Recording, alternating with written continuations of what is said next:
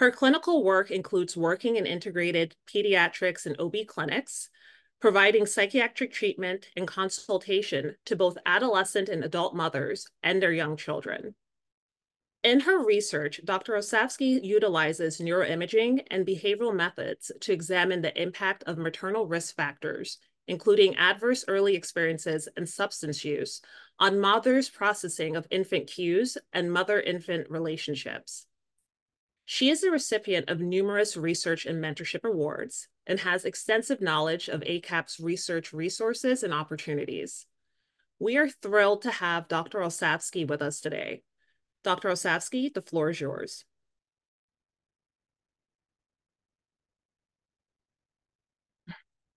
Thank you so much for such a lovely introduction, Halima. I really appreciate it. So I'm so happy to be here today with you, and I'm so honored to be asked. And hopefully each of you will take at least one thing from my talk, which resonates with you and which will give you strength actually in your research career or help you to decide what you want to do. So I'm going to start out. See here. Sorry, I think I have to click on something on my end. Okay. Can everyone see my slides? Here's the unofficial subtitle, which is "What a Long, Strange Trip It's Been." Because I had a bit of a circuitous path to get here. So these are some disclosures, mostly research funding or spousal employment, none that are conflicts of interest with this presentation, except that I am very engaged within my own life, obviously, and I'm going to talk about my own life. So I don't have complete objectivity. So first I'm going to tell you where I started, and then I'm going to talk about my career journey, and I'm going to finish up with kind of talking about the future and the present. So these are my people. These are my family. You can see here, this is my brother and I next to our car, and, you know, little driving, little merry-go-round there, and like some 70s carpet and couch. So blast from the past for everybody. And this is kind of the entire family. So this is my dad, their dog, my mom, husband, my sister-in-law, my brother, and my niece, and now there is a nephew too. So it's like super exciting auntie territory. And then my uncle and my cousin. And this was my UCLA med school graduation. And it was a pretty kind of momentous event for the family and for me, because I was the first woman to attend college in my family and the first person to complete grad school. And over the whole extended family, I'm also the first doctor.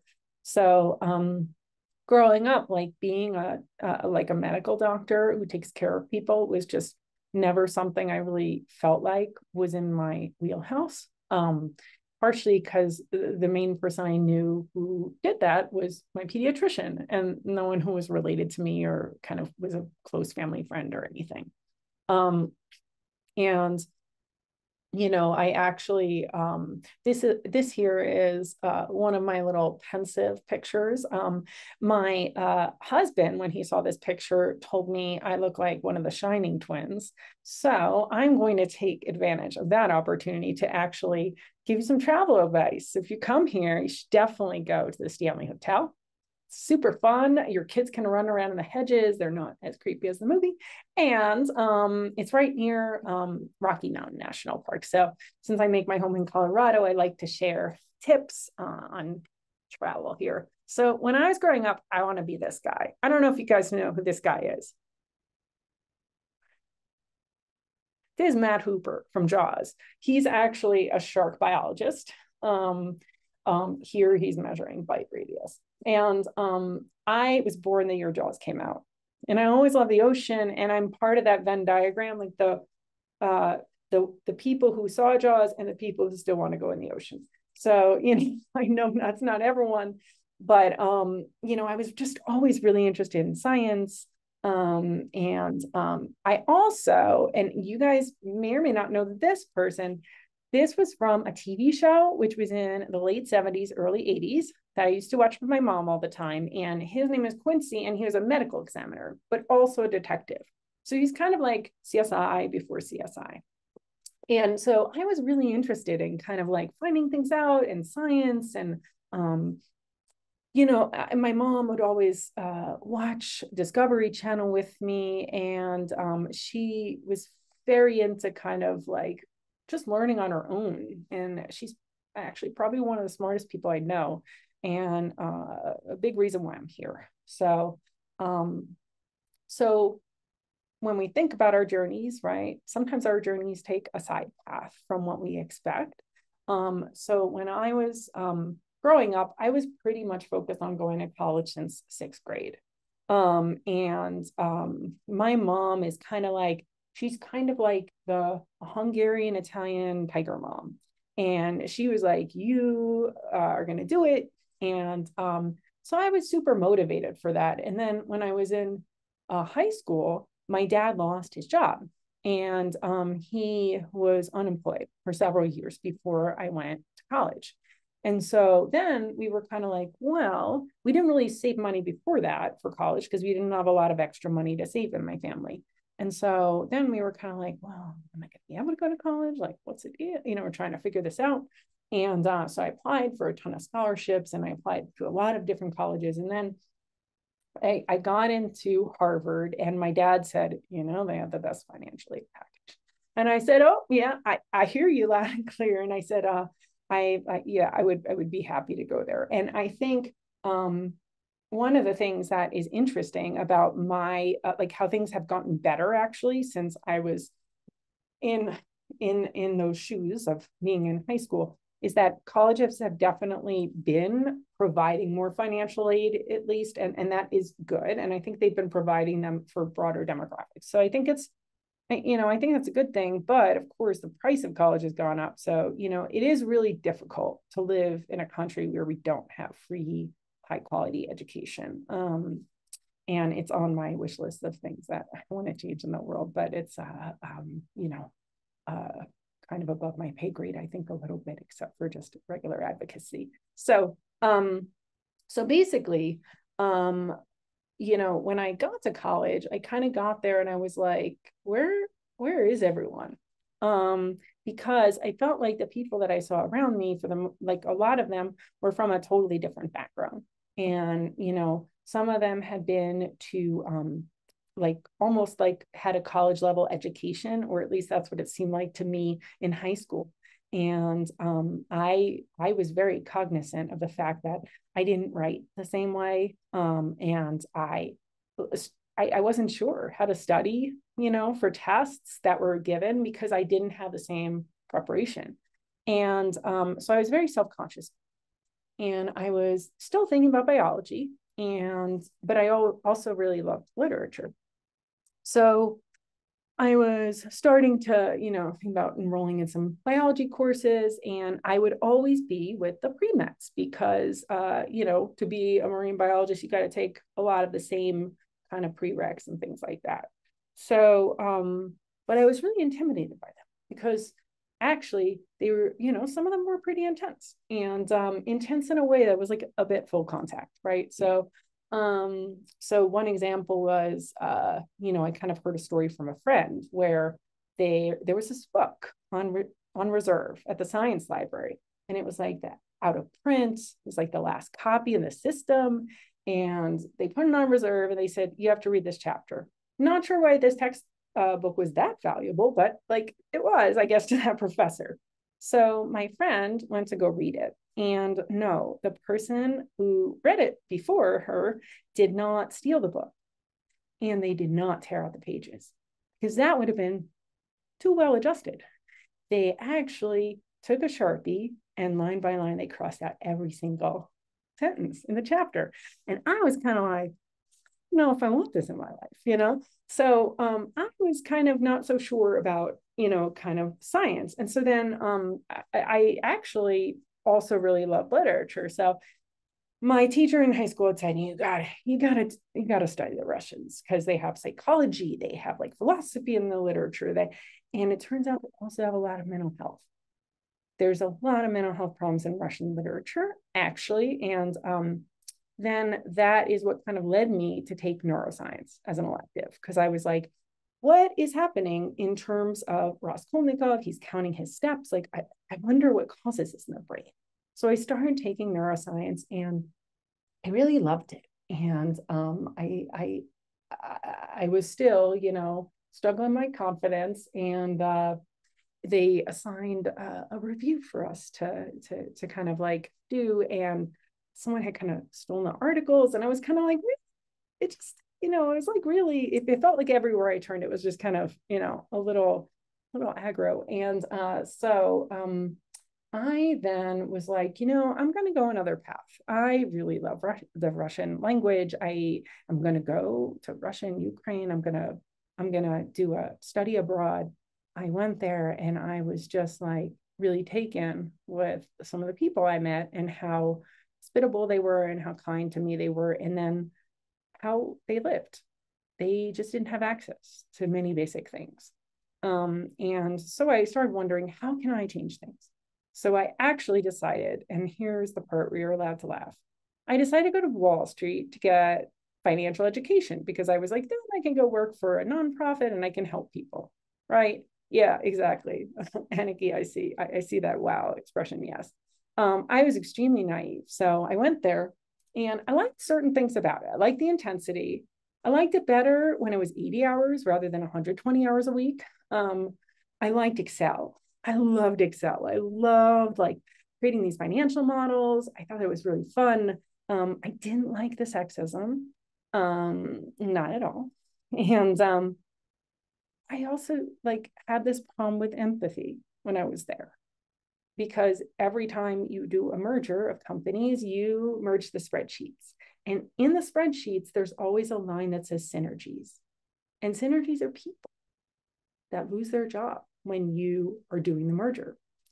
And I just found it to be so ego dystonic to me that I was just like, I have to get out of Dodge. I can't, like, I just can't. Because I was seeing people at companies when we would go there, and I would just think about, so it was, I actually started rereading college syllabi on the way to work, trying to figure out what I want to do with my life, and when I got to kind of like Kafka and Proust, I started thinking about neuroscience again. And I was like, well, what about the neuroscience thing? Maybe I can go back to school. Maybe I can become a doctor. I did this Wall Street thing. Like I'm still standing. So maybe I can. So I actually sat down with my boss, and I said to him, hey, I'm actually going to be starting a postdoc program in Columbia in the fall, or in the summer. And I just want to give you like a couple months notice. It's a postbac pre-med program. So I'm going to go to medical school. And he said, you're going to what? And I said, I'm going to go to medical school, and I'm going to help people. And he said, wait, you're going to leave your salary here. You're going to go to medical school. You're going to pay in order to help people. And I said, yes. And he said, okay, good luck. And so then I actually didn't want to take out a ton of loans, right? Because I'd paid down some loans with that Wall Street work that was extremely ego dystonic. And then I actually, so I was like, I'm going to get a job in a lab. So I got a job as a lab technician in the Candel lab. And I ended up,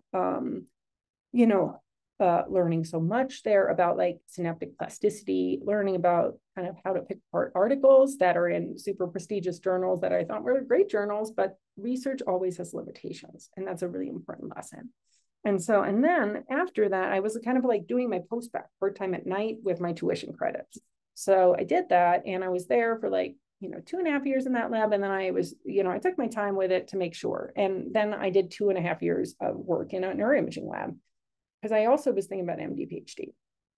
And I ultimately decided I can get an MD, I can do research. I don't have to, because I'm not going to be a basic scientist. So I went to UCLA, and then because they had really good neuroimaging going on there. And during that time when I was there, I took a year off, and I went to NIH, and I did a clinical research training program fellowship, which is now the Med Scholars Research Program. And I was working with kids with emotional dysregulation and irritability. And there's this big clinical question, like how do you treat this in children? And is it bipolar disorder? Is it not? Is it? And this was the lab that developed SMD, which became DMDD. And so when I was working in that lab, I had the opportunity to first author at neuroimaging paper and then to be a co-author on 3 other papers because I did a bunch of analyses. And I think one of the most rewarding things for me is I just realized that I really like working with the kiddos who have emotional dysregulation, because I love trying to be part of a club that doesn't want me as a member, like Groucho Marx comment. And I like trying to establish a rapport with people. And I also think it's probably incredibly demoralizing to have dysregulated emotions, because it's just, and a lot of the kids, even though they show anger, they have depression underneath. So when I got back, I was pretty excited about research, and I wanted to do a research track. And so I started working with Nim Tottenham, and she did some work with kids who were previously institutionalized. So kiddos in facilities like this, where you have 50 kids, 1 caregiver cycling out at 8-hour intervals. So really suboptimal for attachment development. And I was reading a ton of Bowlby, and he's kind of a combination of Melanie Klein, right? So he's kind of an analyst, and he is very relationally oriented. But then also he has an ethology component to his work, because attachment is essentially proximity seeking towards a caregiver by a child when they're in distress, most of the time. So I actually, was doing a bunch of work with this, and I'm going to skip forward because we got started a little late and I want to make sure I get to everything.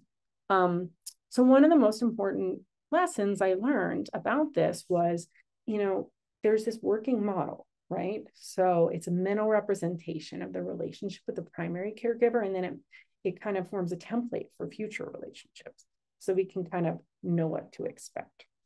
So before I tell you about the results, I'm going to just say something about the amygdala. And this may or may not be Steven Spielberg. No, it definitely is. Anyway, so the amygdala is something that people always associate with fear and anxiety. And often people don't think that the amygdala has about the fact that the amygdala has other functions. And it has a broader function of salience.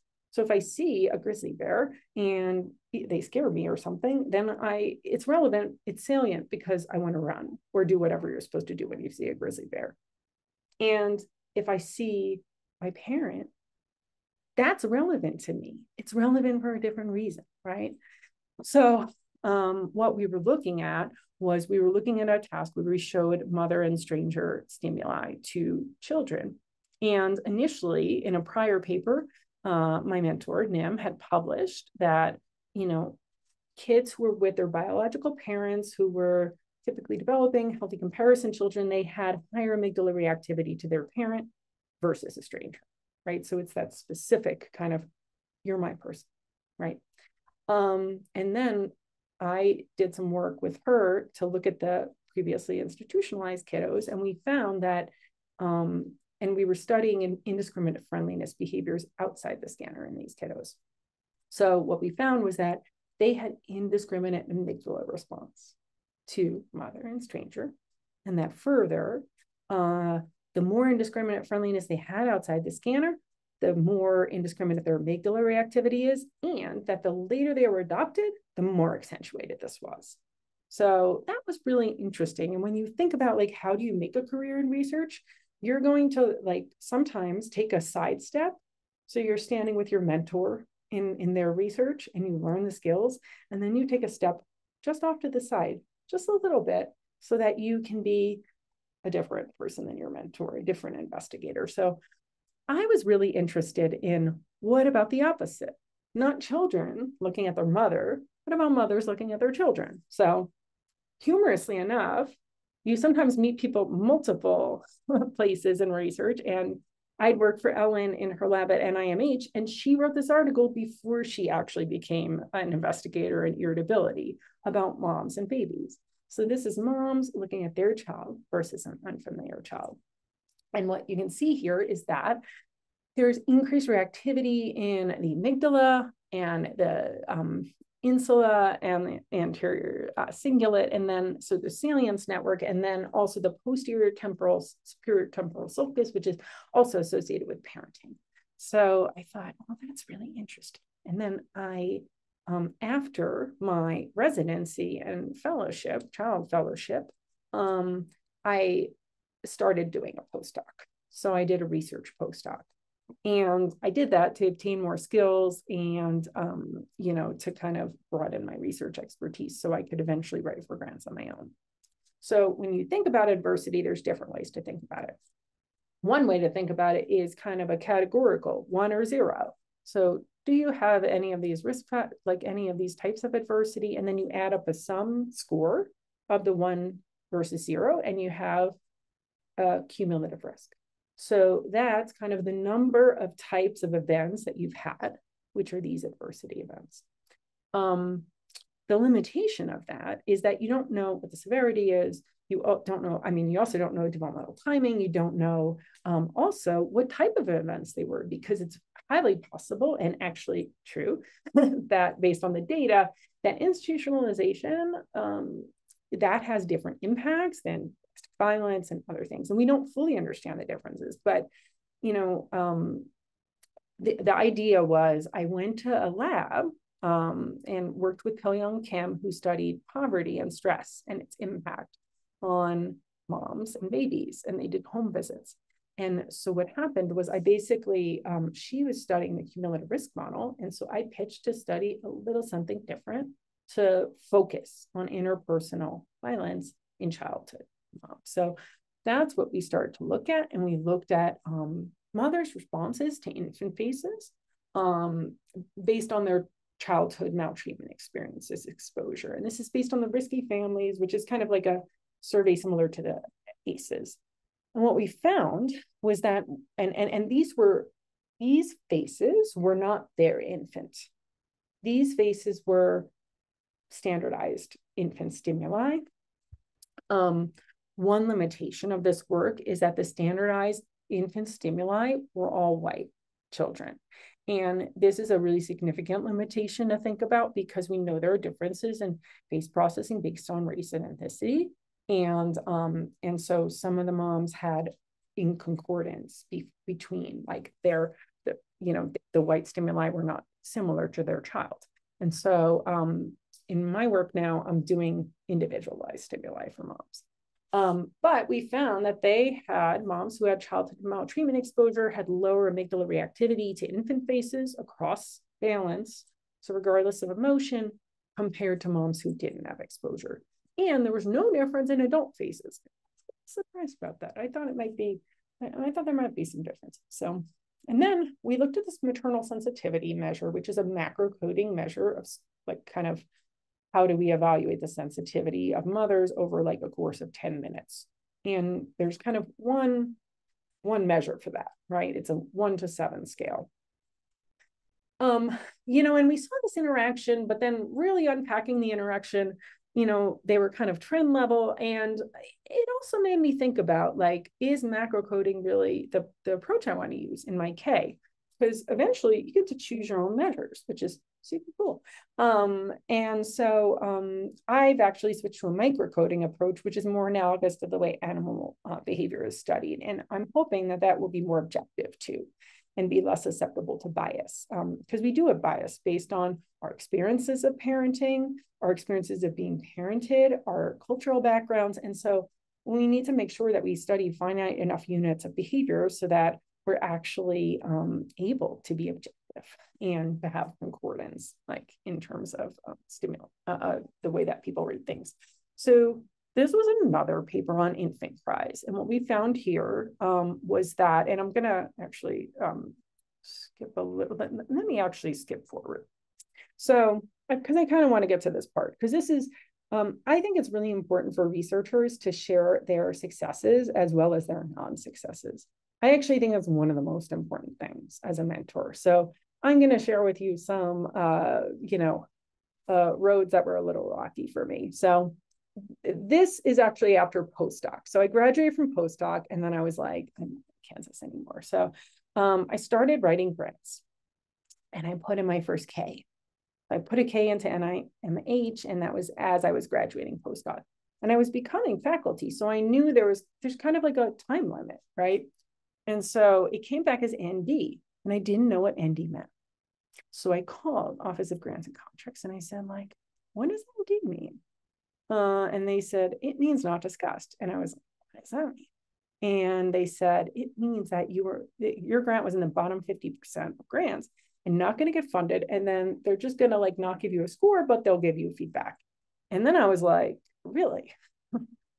That's awesome. And at that time, I was actually about to go to the ACAP research colloquium. So it was like very much on my mind. And I was ashamed that that happened because no one had ever told me that this happens all the time to people and to people who are really good and who have like multiple R1s now. So, but I think this is why I tell you, because I don't want you to feel this way that I did when I went home and binge watch Game of Thrones to make myself feel better. So I then put in a resubmission of that K, and then it came back as a 33. So that was not fundable. So I was like, okay, years passed. I'm faculty. I need to get a K. And so I talked to my mentor, one of my offsite mentors, Christina Manguri, and I said, do I have to write a second K?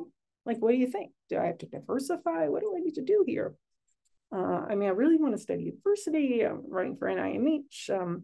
So at that time, that summer, I got an email from Sarah Helwig. And it was like, there's this K-12 program, NIDA. And I was like, well, I don't study substance use, but maybe I should, you know? So then I read the literature and I was like, oh my goodness, there are such high rates of adversity in people who have substance use, and people are more likely to use substances early, often, and to have a use disorder. And I thought, why wasn't I studying this? So I actually met with Paula Riggs and she was all jazzed about it. So I came out and it was like, you know, when you're in the boxing ring and like your trainer draws you off and then you're like ready to go into the next round. That's how I felt. And Neil Epperson, my chair, said to me, hey, I think you need to meet Kent Hutchison, who's a cannabis researcher and who's really good at writing grants. So Kent actually sat down with me. They did a mock review and they improved my NIMH grant, which he wasn't on, right? And so I was like, that's really cool that he did that. And I said to him, hey, do you want to be a mentor on a NIDA grant? Because I'm writing a second K. And he was like, okay. He's like, I also have a band. And we do actually research in the band. We actually have phlebotomy there. And I was like, this is so cool. I was like, yeah, I'm going to write a grant. So then reading the research, like so much overlap, right, between the areas involved, like in maternal behavior and the substance use and reward processing. So then I went in, I put in the NIMHK, that was a new submission. I put in the ACAP, K-12, and then I was like, so these are all the grants I wrote actually since 2015. And I want you to see this because I want you to see how many are not funded. I want you to know that that's normal and it doesn't mean you won't succeed. And so since so many were non-funded of these pilot awards and things like that, I was like, I'm going to actually submit a third K. It's going to go directly to NIDA because that's going to be a different review committee than the NIDA ACAP. I find out about NIDA ACAP in February and also about NIMH. And then I'll have this NIDA K23 in case the other one gets rejected. So then I got this letter and I was like, I was super happy because when I got this letter, the coolest thing about it, other than the fact that my grant was funded and my career was going to like hopefully go forward in research, was that I actually had taken a day off, except for this didactics I did in the morning, and I was skiing. I'm really bad skier. I learned once I was myelinated, so my brain was like, this is a bad idea with like all the slopes. But actually, I had also had an ankle injury and I was just coming back from that. So I was like pizzaing the heck out of the slope, like, you know, putting my legs like this so I wouldn't fall. And I said to my husband that afternoon, as we were eating lunch, I said, you know, this is the first time I didn't think about this grant for 4 hours when I'm awake today. I really turned off and it was awesome. And then I got this notification. So to me, like being able to turn off, being able to not think about it is really important, you know? And I think, so I just have like, okay, so do I have 5 more minutes, do you think? Is that okay, you guys? Yeah, I you have okay. okay. So this is the K. And we're getting, we're basically doing a series of visits, and we're trying to, use imaging and also biological samples, because a lot of substance use research is not done with biological samples. It's done with self-report. The problem is when you do self-report with you're talking about high potency cannabis, and it's taken in a variety of manners. So if you actually measure the endocannabinoids or the cannabinoids in the blood, it's actually accounting for the potency. It's accounting for the different delivery modes and things like that. So plus in perinatal populations, they are highly stigmatized when they're using substance use, especially, using substances especially. And so for that reason, people are often afraid to share, how much they are using. So I think it's important to kind of be able to validate these different measures. So I was initially recruiting, and I wanted to get to this part because I think this part is a huge part of my work, and I actually didn't predict that it would be. We're having such a hard time. We're having a really hard time recruiting people who are using cannabis. We were able to recruit people who were not using cannabis. And we were going through clinical channels, and I was like, why is it so difficult? And I knew that reporting was occurring in the background, even though I'm in Colorado where cannabis is legal. And that's changing now, thank goodness.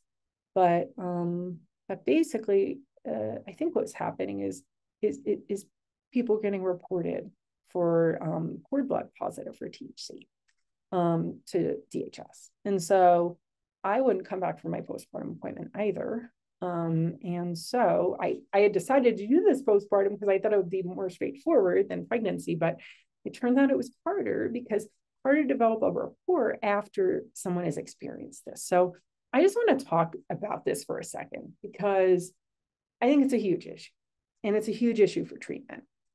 So basically, you have a pregnant person, prenatal exposure has occurred here, right? And then labor and delivery occurs here. Prenatal exposure has already happened, right? And it's not that it's not a big deal that there's prenatal exposure.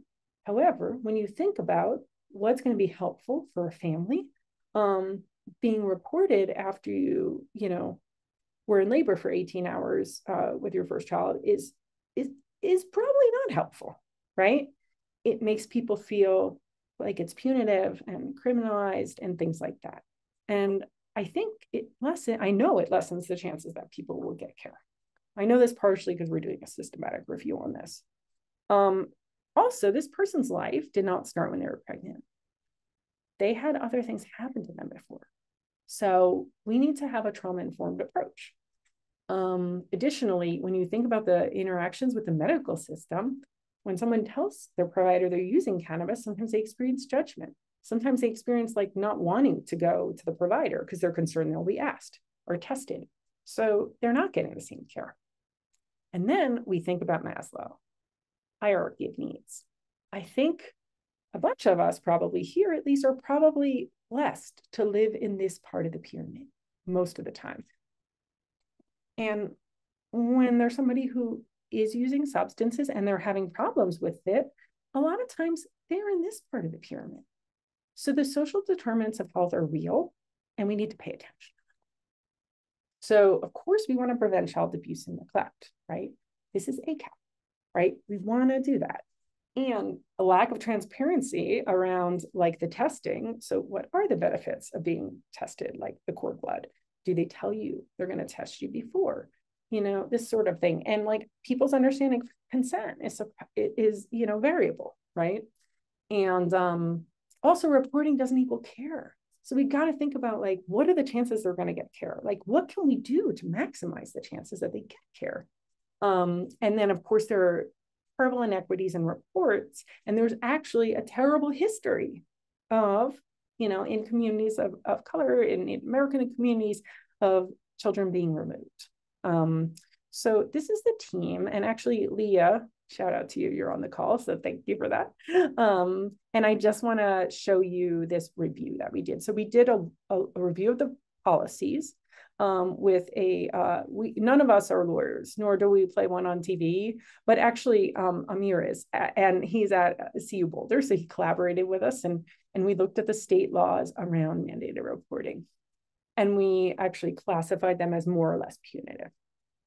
The last thing I want to leave you with is that, like, you may think it's random to bring up a MRI article at this point, but it actually isn't, because right now there are, there's more evidence that MRIs is not as like that it's relatively safe in pregnancy. There's fetal MRI research, and there was a great systematic review recently on which this commentary is based. And in post-op speed Jackson world, when we test whether someone's pregnant or not, and then we record it in our study, if abortion is criminalized in that place, they might be at more risk. So we've got to think about other options. We suggest self-testing in this article. And it's a long road to convince IRBs, but these maps overlap.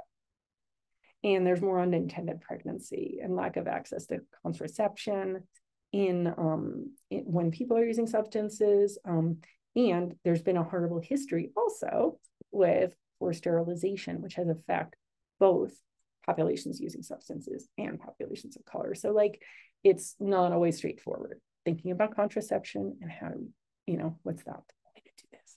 So I'm going to close with this, and I am going to just give you my rules. Apparently, there are too many slides. So you're going to channel whack-a-mole. If you don't know what whack-a-mole is, it's a game where you hit the moles with a mallet, right? It's very cathartic. I highly recommend. But this time, when you're in research, you're going to be the mole. You're going to keep popping up, and I'm just going to hit you with the mallet, and you're going to keep popping up, and you're not going to go away until you get funded. Because that's what you got to do if you want to do this, right?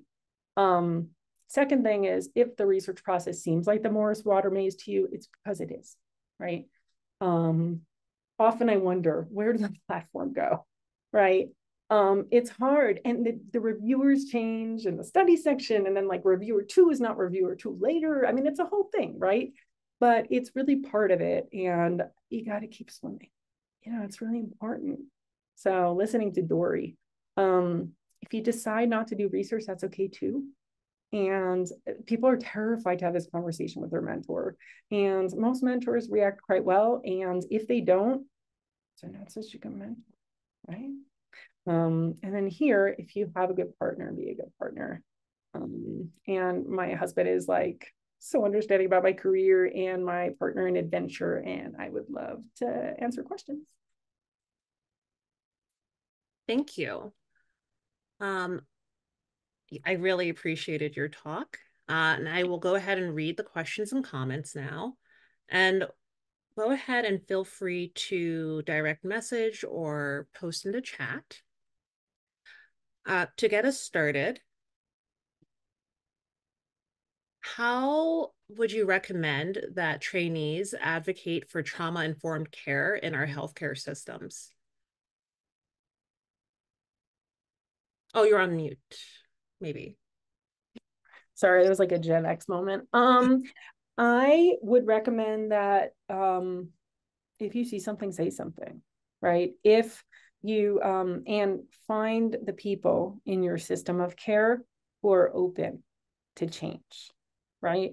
So find those people, and actually find people that you see as who could be mentors to you. I have mentors who they're amazing in terms of their advocacy for patients, and then they pull me into things, and then I start to get involved, and then I do a presentation with them, and then I'm doing a presentation without them. And so I think you've got to find the people to support you in advocating, and at the same time, if you see something that you feel is inappropriate or not trauma informed, figuring out a way to speak up about it in a way that is not in the heat of the moment, but really thinking, how am I gonna work with people on this? How am I gonna have a relationship, building a conversation when I really totally disagree with what this person is doing? Sure. I like that, a relationship building conversation. Mm-hmm. Yeah, the words help me understand are very helpful. Like when you say, help me understand why this seems like the right option. What do you think about that? Kind of eliciting what the person is thinking. Sure. And then how would you recommend that a trainee in residency manage finding research mentors and actively doing research on top of the demands of residency?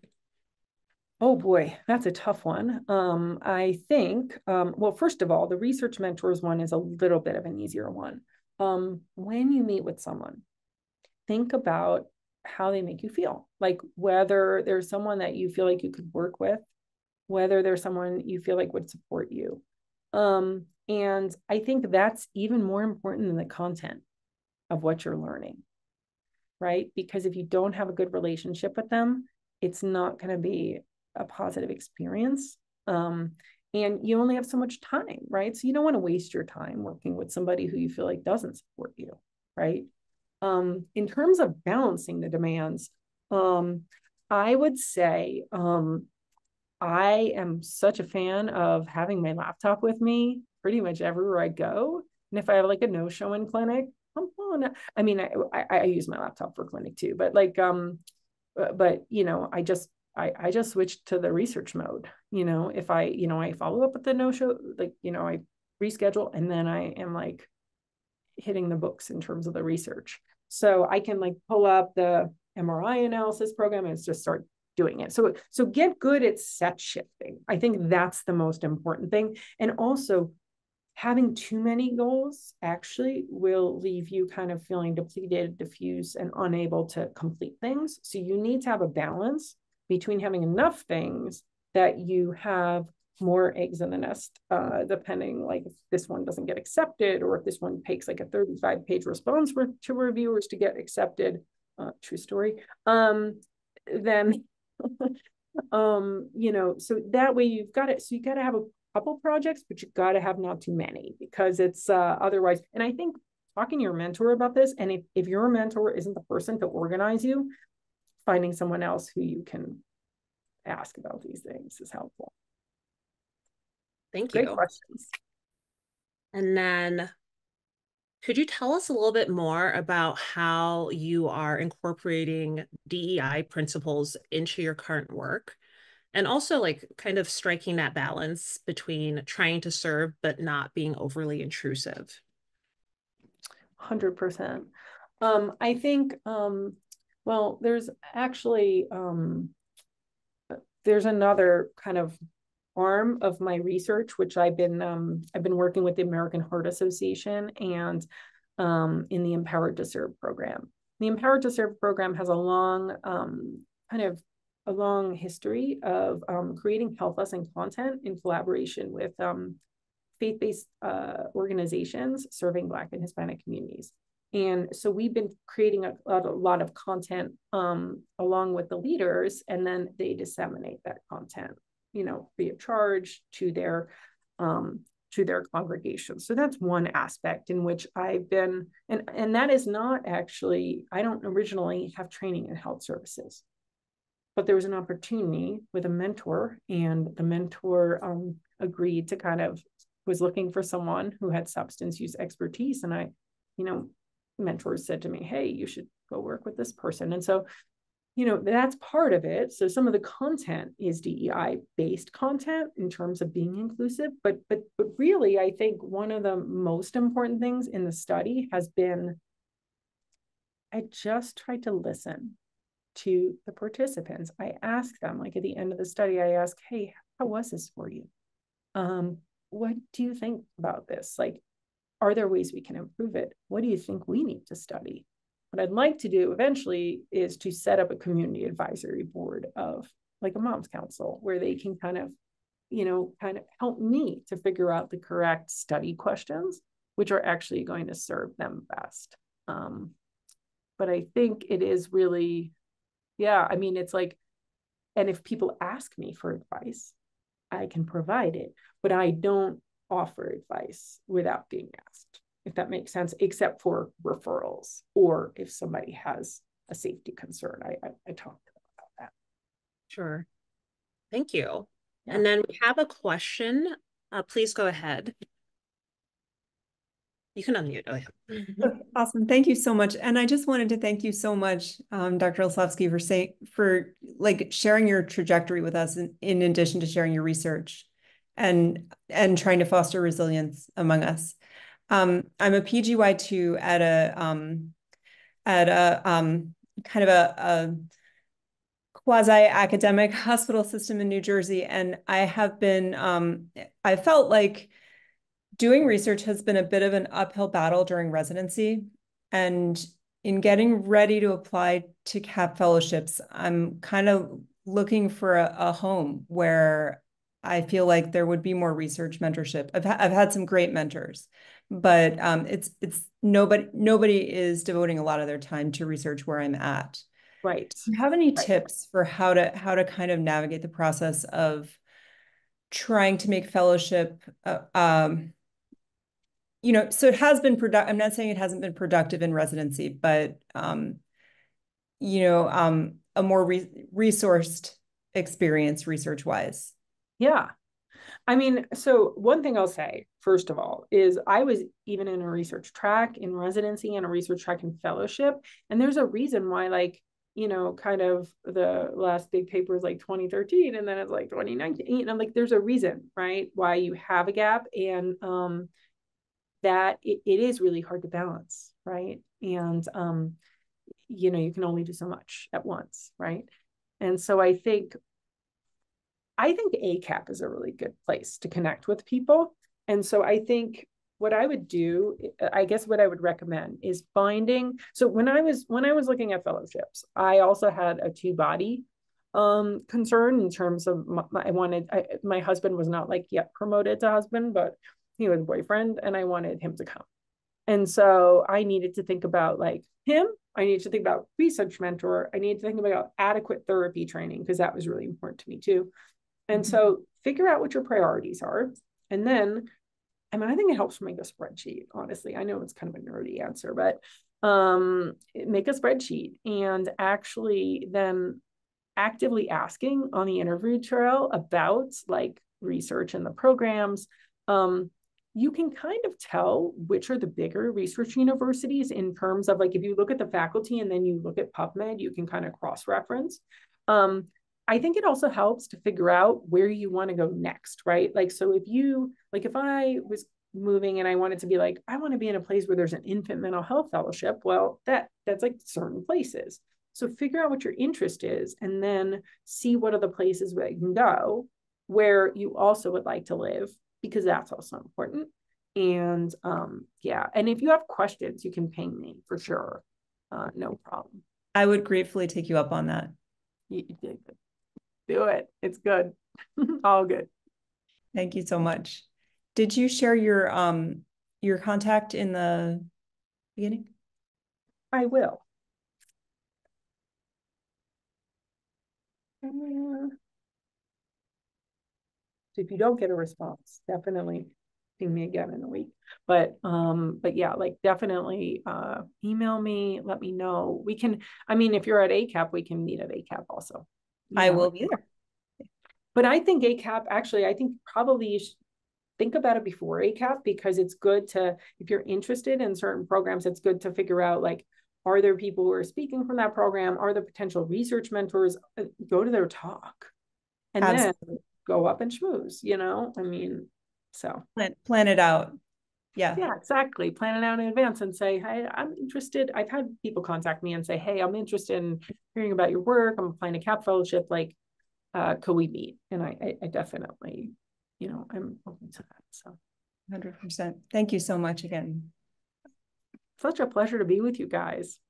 Thank you so much. I really appreciate it. And it looks like Annika is sharing ways to search for ACAP mentors in the chat if anyone's looking for resources. Exactly. We are working on a mentor match portal, but until that debuts, keep in mind, like Dr. Olsavsky said, any of the spaces you go to, and especially the ACAP spaces, note people that you want to connect with for mentorship. We have over 60 committees. There are committee meetings throughout the year. Mind you, there are limits in terms of who can be appointed on a committee, but there are many committees that are open and have meetings. For instance, the psychotherapy committee, the substance use committee has journal sessions quarterly. You have the ECP committee, you have the Global Health and Environment Committee. And if you've noticed in ACAP News, we started posting all of the events there. But also what I'm going to put in the chat is the calendar for the medical student and resident Google calendar, because we post all of those events that are offered through ACAP, at least virtual learning and mentorship events in that calendar. And as I get any events by partner organizations like APA or any of the federal programs or anything that's related to child mental health, we add them to the calendar. So keep an eye out, keep this calendar marked, and I'm going to put it in the chat shortly. This reminds me of Aviva. Oh, this reminds me of two things. Definitely attend the mentorship program. I was like attending it all the way up until then they asked me to be a mentor. I mean, I really like from med student onward. And I just love it. I met so many people. I feel like ACAP's my home. And also when you meet me, because you call me Dr. Olsavsky, I want to remind everyone, you guys can always just call me Aviva. So it's so nice to meet you, and such a pleasure to be able to speak with you. Well, thank you so much for spending time with us today. It was very enlightening and very inspiring. And I'm sure that there are going to be many mentees reaching out to learn more from you. And thank you to everyone for joining us. Give me a moment. I just sent in a feedback form. So if you could take a moment to complete that feedback form, the one entered into chat, and that will help us improve our future sessions. And please mark your calendar for our upcoming session on Thursday, June 20th, featuring Dr. Dolores Bigfoot from the University of Oklahoma and Indian Country Child Trauma Center. So thank you all and have a lovely evening.